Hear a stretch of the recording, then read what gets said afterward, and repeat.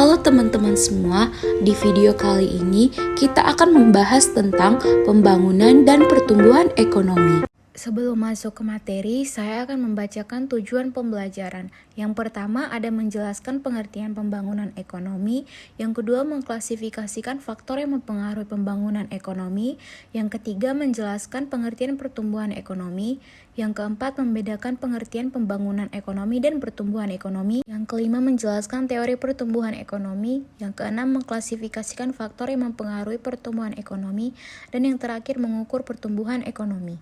Lalu selanjutnya ada kompetensi inti. Yang pertama menghayati dan mengamalkan ajaran agama yang dianutnya.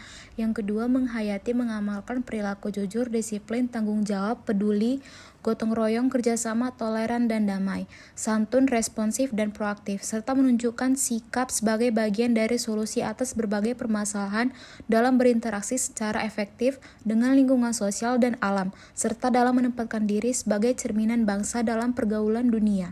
Yang ketiga, mengolah, menalar, dan menyaji dalam ranah konkret dan ranah abstrak terkait dengan pengembangan dari yang dipelajarinya di sekolah secara mandiri dan mampu menggunakan metode sesuai kaidah keilmuan.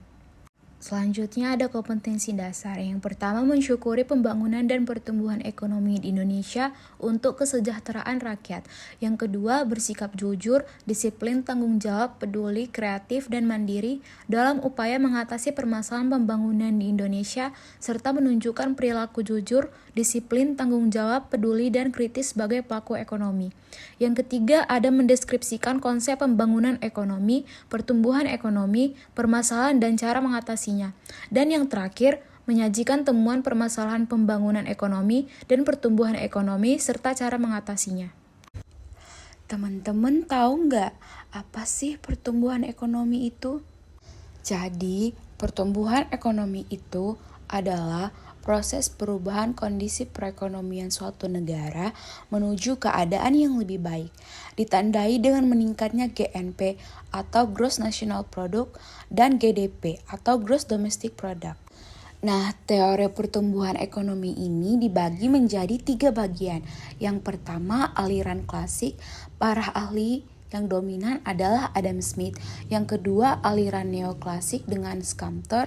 Dan yang ketiga, aliran modern Sigmund Kuznets. Nah, teman-teman, tahu nggak bagaimana cara mengukur pertumbuhan ekonomi? Nih, aku kasih tahu ya.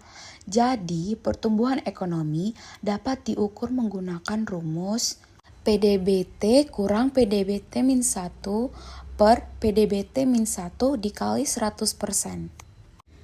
Jadi, arti PDBT yaitu PDB tahun T. Sementara PDBT min 1 sama dengan produk domestik bruto tahun sebelumnya. Tahun T yaitu tahun sekarang atau tahun yang akan dicari nilainya berdasarkan harga konstan. Selanjutnya, teman-teman pada penasaran gak sih faktor apa yang menentukan pertumbuhan ekonomi? Jadi, pertumbuhan ekonomi itu ditentukan oleh sumber daya alam atau SDA. Yang kedua, sumber daya manusia SDM. Yang ketiga, teknologi. Dan yang keempat, manajemen. Yang kelima, kewirausahaan. Yang keenam, sistem sosial. Dan yang ketujuh, luas pasar. Selanjutnya, kita akan membahas tentang pembangunan ekonomi. Pembangunan ekonomi merupakan proses kenaikan output nasional yang ditandai dengan kenaikan pendapatan per kapita dengan memperhatikan berbagai faktor seperti perubahan struktur perekonomian, pertambahan penduduk, kesehatan masyarakat, kualitas pendidikan, dan sebagainya. Nah, teman-teman, di sini ada perbedaan pertumbuhan dan pembangunan ekonomi. Yang paling membedakan pertumbuhan dan pembangunan ekonomi adalah indikator keberhasilannya. Pertumbuhan ekonomi ditandai dengan pendapatan nasional, sedangkan pembangunan ekonomi ditandai dengan kenaikan pendapatan per kapita. Pertumbuhan ekonomi tidak terjadi perubahan antar struktur ekonomi, sedangkan pembangunan ekonomi terjadi perubahan struktur ekonomi. Lalu, pertumbuhan ekonomi tidak memerhatikan tingkat kesejahteraan masyarakat dan pertumbuhan penduduk, sedangkan pembangunan ekonomi sangat memperhatikan kesejahteraan masyarakat dan pertumbuhan penduduk. Lalu, faktor apa yang mempengaruhi pembangunan ekonomi? Yang pertama, ada faktor sumber daya manusia. Yang kedua, ada sumber daya alam. Yang ketiga, ada pembentukan modal. Yang keempat, ada teknologi dan kewirausahaan. Teman-teman pada penasaran gak sih pertumbuhan ekonomi di Indonesia itu gimana? Jadi, pertumbuhan ekonomi Indonesia di kuartal kedua tahun 2022 sangat menjanjikan karena faktor mobilitas dan konsumsi masyarakat yang melonjak akan menjadi lokomotif penguatan ekonomi. Menteri Keuangan kita yaitu Ibu Sri Mulyani menyebutkan sejumlah indikator pertumbuhan ekonomi menunjukkan perbaikan.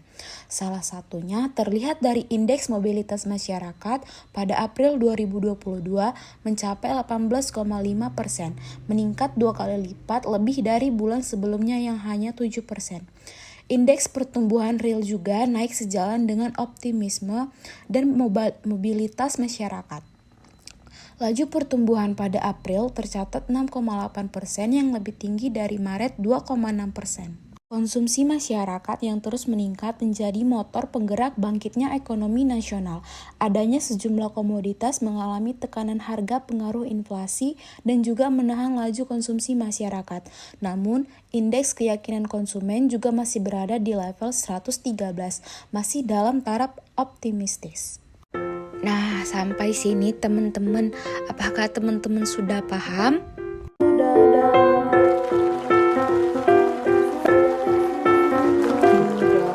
Berikut adalah referensi yang saya pakai dari materi yang saya sampaikan.